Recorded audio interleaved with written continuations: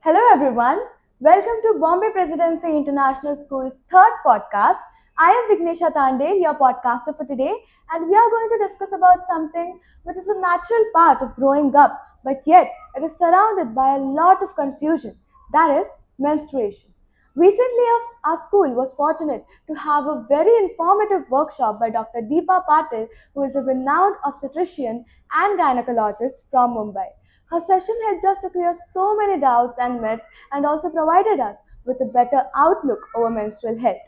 Hello, ma'am. Welcome to Bombay Presidency International School. Thank you for joining us today. Looking forward to have a really great talk with you. I'm very glad and humbled that the Mulun Education Trust decided to invite me for this podcast. I would also like to thank our renowned principal, Mrs. Aditya Dongra, for inviting me for this session. Uh, every year, 28th May is observed as the World Menstrual Hygiene Day. The our family health and welfare department from the government of India has started the Swasth Nari Abhiyan, which includes the menstrual hygiene practices to be spread to the rural areas as well as the urban centers. So, the menstrual hygiene plays a very important role in the adolescent phase of life, especially during the pubertal times when a girl starts getting her periods for the first time. So, first of all, ma'am, when a girl gets her first period, it can be quite overwhelming. Many of us don't know what to do, how often to change pads, what products to use, what products are safe to use, and how to maintain a hygiene even when we are at school. So, to start with, can you provide us with some basic hygiene practices that each and every girl should follow during her menstrual cycle or when she's menstruating, even at school, so as to maintain her cleanliness and to keep herself confident and healthy? See, healthy habits during a menstrual period play a very crucial role in the reproductive health and the adolescent health of a girl. What happens is there are many menstrual products which are available, such as the sanitary napkins, the menstrual pads, or the menstrual cup. The menstrual discs are available. Yeah, even now the menstrual panties are available. Some women also use the tampons, and obviously many new products still available, but they are not still available in India. So, but now you get a lot of variety of menstrual you get a lot of products to absorb the blood to absorb the blood or the discarded blood which you want to dispose of. But the quality and the use of the menstrual product depends upon many factors. First is the quality of the menstrual product which you are using. It should be the best and the most hygienic one which you are using. The safe practices when you are especially using the menstrual products, such as the directions on the menstrual products which are written, have to be followed very strictly. So if you strictly adhere to the use of the menstrual products about the hygiene, it will be very good. The changing of pads, and to ensure that the menstrual products are available when you need them in an emergency. So all these factors play a very important role in when adolescent starts her periods. So, as you said, there are many products available in the market, such as menstrual pads, sanitary napkins, menstrual cups, or tampons. So, what do you think is the most optimal, or what would you suggest for a 13-year-old girl or an adolescent girl to opt for? See, a girl who's just the menstrual health, it decides the overall health of a girl. So it decides the overall health. Irregularities in the menstrual periods, choosing wrong options, can cause certain disturbances in her body which are not called for. So ideally, what should be done? So I would recommend for a girl, a new girl or an adolescent who has just started her periods, she should start using a sanitary napkin at first. See which one is suiting her. Now there are many sanitary napkins which are available in the market, but the material, the clothing material which is used, do not suit all the skin types. So it is an individual approach about how it is going to suit you. I would suggest an adolescent who has just started beginning her menses should start using a sanitary napkin, and as she gets more comfortable with use of a napkin, it is not the use of the menstrual product rather than the use of the menstrual product, it is the use of the it is how you use the menstrual product becomes a very important part to play about how it suits you. Even if you use a menstrual cup or a sanitary napkin, and if you don't change it for long hours, a healthy sanitary napkin is also going to cause blunders, so that is not done. Okay, so my choice would be for the first a new adolescent girl who started periods will be a sanitary napkin. So, ma'am, there are many girls who opt for sports practices such as swimming, horse riding, and everything. At that particular time, which menstrual product should they use? You there are many menstrual products which can you can choose to absorb your menstrual blood, but the such as the menstrual cup, the tampons, the menstrual discs which are available, or sanitary napkins. But the most important thing is the use of safe hygiene practices. Those play a very crucial role in usage of any menstrual product. Now that can be the first hygiene practice. What I would recommend is washing your hands before and after using a menstrual product. Even when you go to a washroom or a restroom, see to it that before you touch your menstrual product, you have to first wash your hands clean, then touch the menstrual product, then use it, then again wash your hands before you leave the restroom. So simple tips can help you use many range of products in a better way. And the second point would be regular changing of the menstrual products which you are using, such as a sanitary napkin has to be changed every 6 to 8 hours, maximum. Maximum to 6 hours, I would say. The menstrual pad should be changed from say 4 to 6 hours. Maximum it can be kept for 6 hours. It should not be kept for more than 8 hours, because it will absorb a lot of moisture, and it will be a breeding ground for infections and germs to build in. So a menstrual product like a sanitary napkin can be changed every 4 to 6 hours. But if the bleeding is very heavy, or it is for a long duration, then you better change your pads a little frequently, maybe 3 to 4 hours.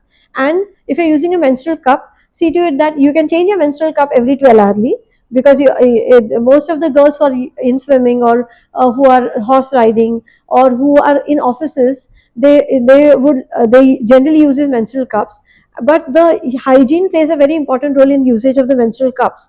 If the menstrual cup is not rinsed or cleansed thoroughly after every use, it creates a lot of moisture and again infections to build in, such as bacterial vaginosis and fungal infections. So it is important that the product which you are using has to be changed regularly, and it has to be sanitized regularly. Then whatever the method we use, many girls are now using period underwears. Now these period underwears are most of them which are marketed are washable underwears, but I don't recommend do not recommend them. It is better to use a disposable one rather than a washable one which are just put in the washing machines. It should not those practices are not safe hygienic practices. So it is always better to soak your even if you're not using a menstrual underwear, you're using a normal underwear with a sanitary napkin, see to it that you soak the panty in warm water, keep it for 20 minutes, so let the blood wash out, then just rinse it with a very healthy eco-friendly detergent and just dry it out in the sun. It will create a lot of hygiene friendly thing for that girl to go on with the menstrual period. Ma'am, there are certain chemicals, substances which are introduced in the market, such as V-wash or lacticide. So, are they preferable or are they safe rather?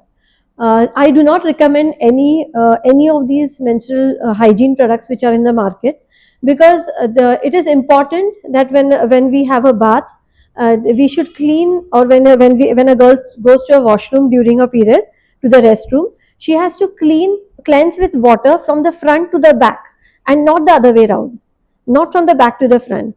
Also, she has to clean her bottom very regularly.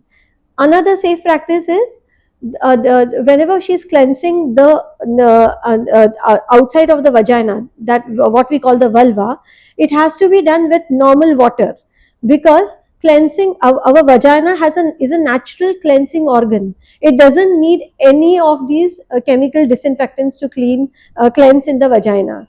Usage of these of these artificial disinfectants or artificial products has led to change in the pH of the vagina, leading to increased chances of vaginal infections and bacterial vaginosis. Also, these products cause a lot of chemical irritation on the skin, causing change in the skin pHs and then again leading to secondary infections. So I'd like to share my personal experience from when I got my first period. So I got my first period when I was 10, and it was at home. I was home with my father. My mother was at the office, and when I went to the washroom, I spotted few blood in my underwear, and I got shocked. I was super scared, and I didn't know what to do. I was like, what is happening with me and everything. So I rushed to my father because my father was the nearest person available, and not my mother, because yeah, she was not available at that time. And I told him that this all has happened. He played a very important role. He made me understand what all is going on. He told me that these are the body changes that is occurring in your body, and as you're growing up, this is something that will happen as a part of parcel of growing up. So he provided me with sanitary napkins, and he told me to wear them and how to use them. And after my mother came back from office, she explained me in detail. So I want you to explain what is menstruation in very simple words, so that even if the parents or children under age of 10 come across our video, they will understand it better and they'll know what to do when they get their first period. See, menstruation is a biological process. It is a process which involves your pubertal changes, where there are certain changes which are taking place in your secondary sexual characters, secondary sexual organs, so that you drop out menstrual blood every month. So there is flow of blood every cycle. Maybe it can range from 21 days to 35 days. Most of the girls have a period at the age of by 28-day cycle. They have a normal menstrual cycle. It is 28 days. But some girls have between they vary from 21 to 35 days. So there's nothing alarming about it. So when you get your periods, the only thing is nowadays we as gynecologists are creating a lot of awareness when parents come to us about teaching children right from the age of 10, because now we are seeing early periods, precocious puberties, we are seeing early menarches. So in all these scenarios what we are facing, the parents also get aghast of what is happening. So rather than getting into a very stunning situation than what my child would do that time, we educate them, we show them videos, we give them pamphlets, we tell them magazines to read, and even videos to explain what is menstrual period, and why a child should not get she should not get worried about her what she should do when she gets a period. The only thing is she should have access to the menstrual product when she gets a period suddenly. That is our main concern. And what can be done when she gets one, like how you did. So I think what your father did was absolutely right, and I think he managed the situation very well. What could have been done other than what happened with you was that if maybe like how we had an education video in our school, the session was excellent because girls had so many things to ask. So they are now ready to the premenarchal symptoms would be the first signs that the girl should anticipate when she will start her menses. Now, what are these premenarchal signs that we talk about? There's some heaviness. See, there are changes in the puberty. Like first is a sudden growth in the spurt of the height. Sometimes there's development of, then the second stage is the Tanner stage, where there's development of the breast mound. Then there will be growth of axillary hair and the pubal hair. So when parents or when the girls starts noticing these changes, she she should anticipate that in another 2 or 3 years she might start developing, or she is getting into her menarchal age, when she where she's going to menstruate. And then she can herself ask her teacher, her parent, her mother, or her grandmother, or a doctor who is her friend. So the accessible right information givers are the best people to discuss what the girl should do. Okay. Ma'am, the most common problem faced by girls today are cramps and pain. Many of us have to go to schools, tuitions, hobby classes, or even sports practices, even when it gets really uncomfortable. So, what are few practices, healthy practices that we should undertake in order to ease out our period cramps and pain, and how to manage and regulate our period flow so that it will not hamper our studies or our practice, sports practice and all. See, having regular periods is a sign of reproductive hygiene, and it's a sign of a good health in a uh, in an adolescent, and also her reproductive career. So irregularity in her periods, pain during her periods, is a sign of a sign of disease, which we are which we are going to ongoingly see. Like many girls who have irregular periods, they tend to have thyroid problems, they tend to be obese, they tend to have celiac diseases, which cause irregularity in the periods and future problems. Now, the question you asked was the what should be done to prevent these cramps and all. So, we are seeing a lot of celiac disease now. Now, what are celiac diseases? These are gut-related diseases. The gastrointestinal system is the first system to get affected in patients who start with menstrual irregularities. Now, what is the reason for things to happen? What happens is, these generally we are seeing the adolescent girls having a lot of junk food in their diet. They don't tend to drink good amount of water or fluids in their diet. This has caused this causes a lot of the flushing out of the system, or the urinary tract doesn't occur in these girls. And also, because of the bad dietary habits, the absorption of good dietary elements such as vitamins, minerals, antioxidants doesn't happen in these. They disturb the gastrointestinal flora, and the lactobacillus, which is a normal good flora in our intestine, is completely disturbed by the junk food. So it is always better to have good health practices, have good homemade food every day, drink a lot of water, so that our urinary tract gets flushes out of of all the infection. Also, we tend to get a less amount of what we do is we are deprived of sleep. So you should get good amount of sleep, so that your hormones estrogen and progesterone are secreted in a sequential proper manner, so that you don't get stressed with the increased levels of cortisol which we are generally seeing, and then the girl starts becoming obese.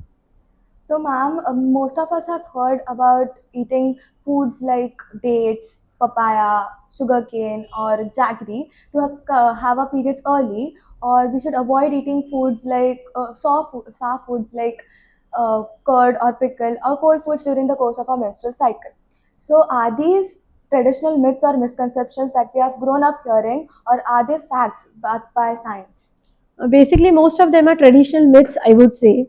But what happens is, papaya, for example, now the seeds of the papaya are known to be abortifacients. So the older ancient people used to use papaya seeds as to cause abortions. Now the that led to the myth ki the periods bhi aa jayega. But that doesn't induce any form of menstruation in any way. It is just a coincidence, I would feel. And what happens is, eating fruits such as papaya, they cause increase in the gastrointestinal motility or the gut, and they wash out all the dead or the debris which we have, or maybe the carbohydrates or the fat which we have eaten in a junk, and that is why it induces your periods. But there is no direct link, scientific link, to any of this usages. Ma'am, we have noticed that some girls get their flow very heavy flow, while some don't get it, and there are very irregularities in periods, and also some girls have too much pain and cramps while others don't. So, when should a parent or a teacher consider of getting a consultation to a doctor or getting a medical opinion? Okay, good question. Because what happens is most of these problems start 2 to 3 years earlier before the periods start, or because in the age when the adolescent is reaching her age of menstruation, she has eaten a lot of junk food. She has they have very iron less food, so she is deficient in iron, minerals, calcium. They don't drink milk. Also they don't get access to clean healthy practices, such as the surrounding in the house is not very clean, or the house is not kept very clean, or the one we in Bombay, in cities like Bombay where there is overcrowding of people, there are 7 to 10 people in one house, they are using one common washroom. That causes a lot of problems in these adolescent age groups who have started periods. So now so all these cramps, pain in abdomen, all these start with infections. So the infections, now we are seeing a lot of patients or girls with urinary tract infections. Lot of girls having early appendicectomies done for pain in abdomen.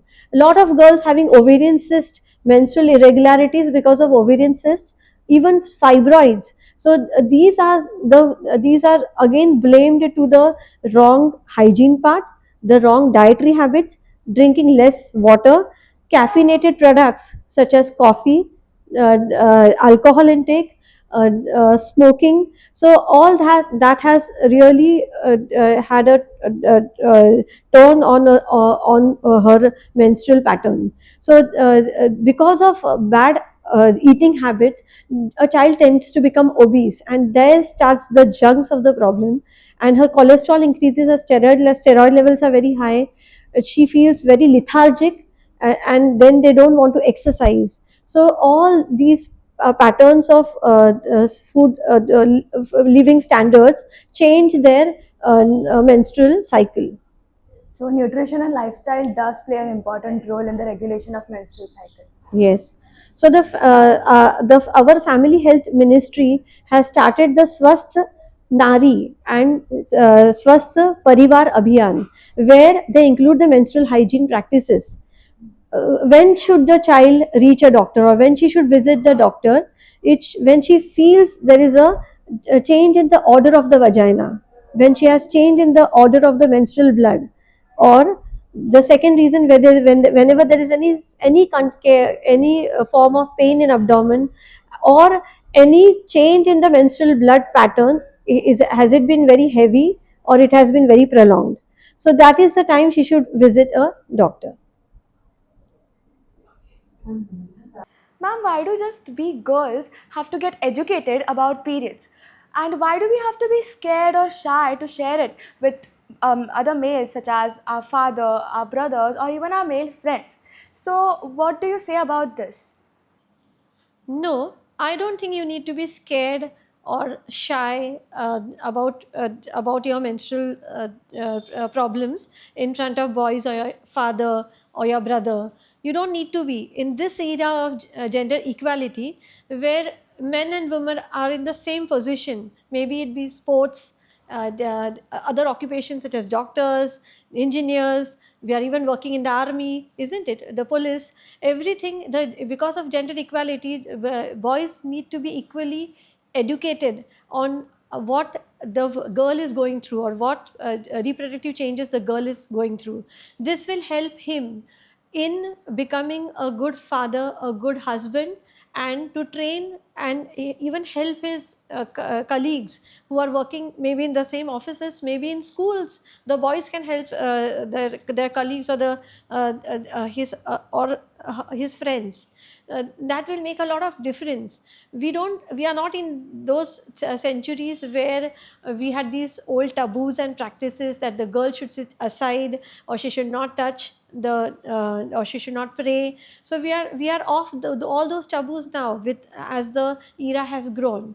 What needs to be changed is the male education or the friend education or the to educate the boy, the brother or the father, to help the female counterpart in undergoing what she is going in her pubertal phase. Ma'am, my last question for the day. Since I'll be appearing for the board exams this year, what are few do's and don'ts, and how should I manage and balance my studies along with periods? That's a very important question you asked, and I'm very glad to answer this one. See, nowadays we are facing the obesity epidemic, where adolescents especially are having a lot of junk food, and that is why they are not health wise, they are not prepared for their exams. Mentally, they are studying, they are into their routine work, everything done, but they are not physically fit for their exam. Now, why does this occur? We Indians are facing the obesity epidemic. It is a metabolic process which is going on in your body that is telling you something is something is just not right in your body, something is wrong, and it is every individual's responsibility to understand what your body is going through. So if you are eating a lot of junk food, it is important that you should exercise maybe no more than 30 minutes to remove all that junk what you have eaten. Or there are some girls who eat normally, or who don't have more of junk food, but they are not able to digest it properly. So it is important for every individual to realize what their body requirement is. And it is the individual's responsibility to go through the principles of health. So, ma'am, now as we have had a very intense, long, and interesting conversation, can we have a quick rapid fire? Oh, why not? So, foods to avoid, Sugary, salty, carbonated drinks, foods to eat, moong dal sprouts, fruits, mangoes, apples, games to play, all kinds of games, stretching games, the yogasanas, games to avoid, swimming. You should avoid swimming during periods. and exercises to do, Walking, cycling, gymnastics, and yogas, other forms of yogas. and exercises to avoid. The reversible or the inversions, the yogas asanas which we do in the form of inversions have to be avoided during periods. So to conclude, puberty is a biological process of physical changes which occur in a girl, which is a part of their adolescence.